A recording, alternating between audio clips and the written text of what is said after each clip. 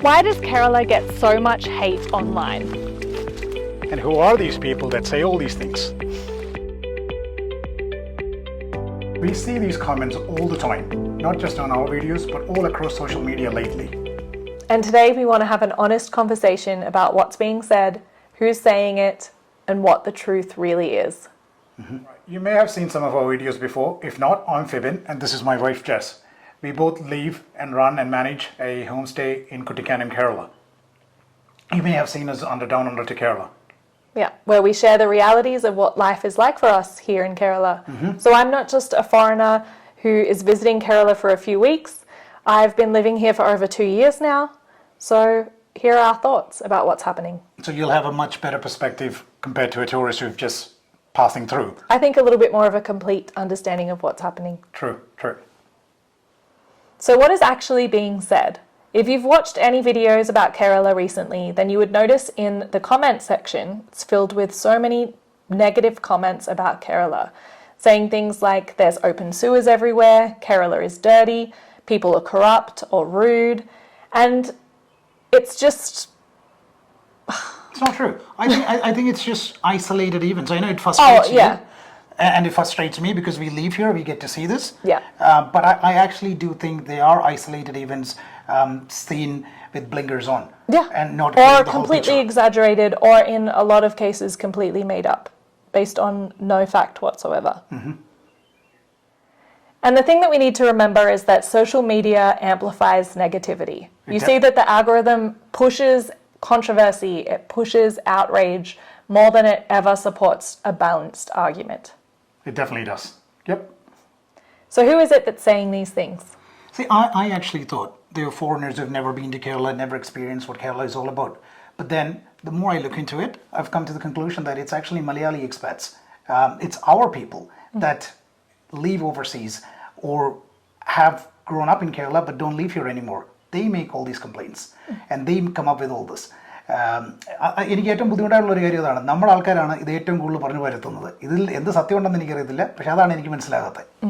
And the frustrating part is they're basing it off memories from 10, 15 years ago, not on what Kerala is like now in 2026. Yeah, you've been living here for 2 years. What do you think? Yeah, I think it's amazing. I think it's a great place to be. Based on people that we have spoken to, people that we have seen, and based on you living here.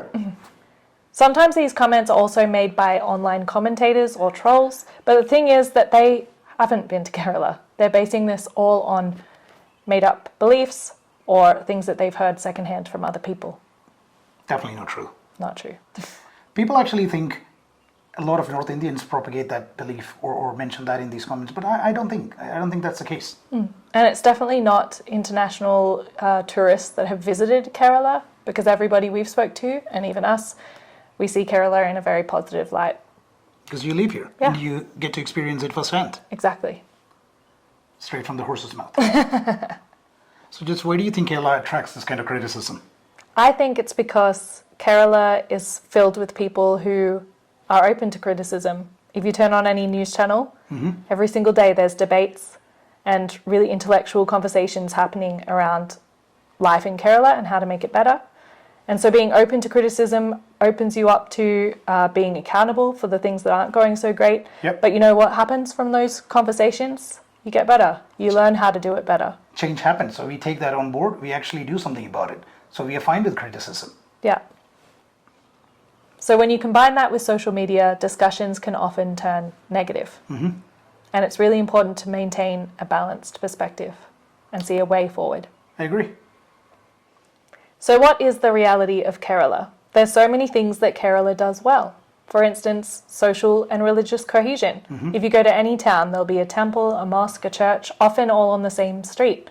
And that's partly because of good quality education and high levels of literacy. So, and healthcare. That's something that you Good forgot to quality mention. healthcare. Yeah. Even foreigners. A lot of people from different parts of the world come to Kerala to get health procedures done. If everywhere else is so good, why don't they go to every other place? Not that they don't go there, but predominantly you go to Kochi, you see a lot of health tourists coming here, and they're very happy. They live successfully. We, as expats, Malayalis, we used to come here, and a lot of you can attest to this, would come here for your holidays and get your dental work done or get some other procedures in a hospital done because you believe in the quality of healthcare and the systems that we get here. So this is not meant purely for the foreigners. It's actually built and run by the government and the people here for the locals. Yeah. All right, Fibin, then what are the honest negatives? Every place has some negatives. True. And I'm not going to sugarcoat this. There's no point in doing that. Like every other country or city or state, Kerala also has its issues, especially as someone who has traveled. We've been to Europe, we've been to the US, we've lived in Australia, and now we live here in Kerala. So we can say there are problems and there are some issues. Yeah, yeah.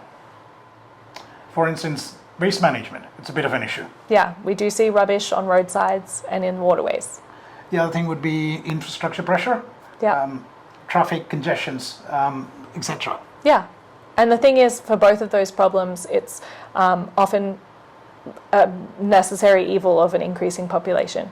Yeah, we have a lot of people that live here. Unfortunately, compared to a lot of these Western countries that people reference it to, we do have that issue. But with proper literacy, with proper education, we are actually tackling it. Yeah. The important part is that these issues are being openly discussed and things are being put in place to move forward.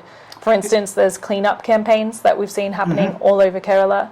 And a much more effective waste management schemes, such as putting extra recycling pods. Even in our small town where we live currently, we've seen 15, 20 of these pop up around the place to collect plastic bottles, and even bins and signage educating people about not littering and the importance of it. That's very true. And my perspective, somebody who's lived here and grew up here 25 years ago, we did not have any of this. And that's probably one of the reasons people think it's all dirty, unclean, and off the mark. But it's not.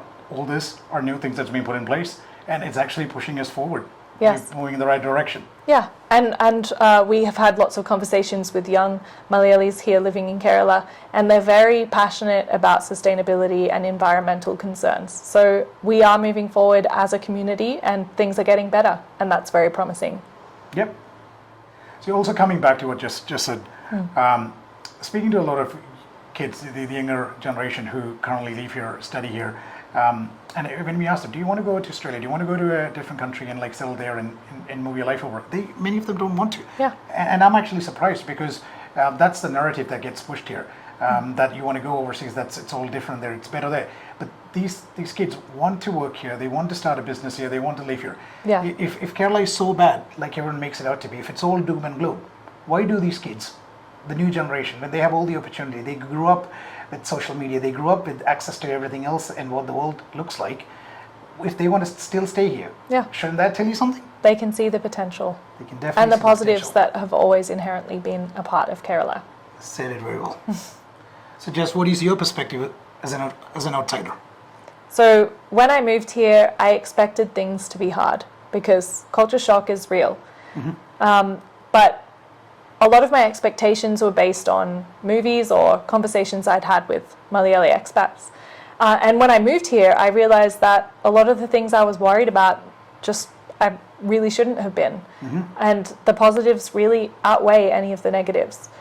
Even your friends and family had some of these concerns. Exactly, but once they started watching our videos, which really do show the reality of our life here, they realized that it's really not like it's portrayed online, and there's many, many positives. So every place has its problems, and Kerala does have some negatives. That's just how it is. But what makes this place special is that we're all talking about it and we're trying to move forward, and that's the important part. So before you judge Kerala, you should come and live here. If you're planning to do that, I can definitely recommend a very good hotel. Yeah. Thank you for watching this video. If you enjoyed it, please like, share and subscribe. I am Jess. And I'm Fibin, from down under to Kerala.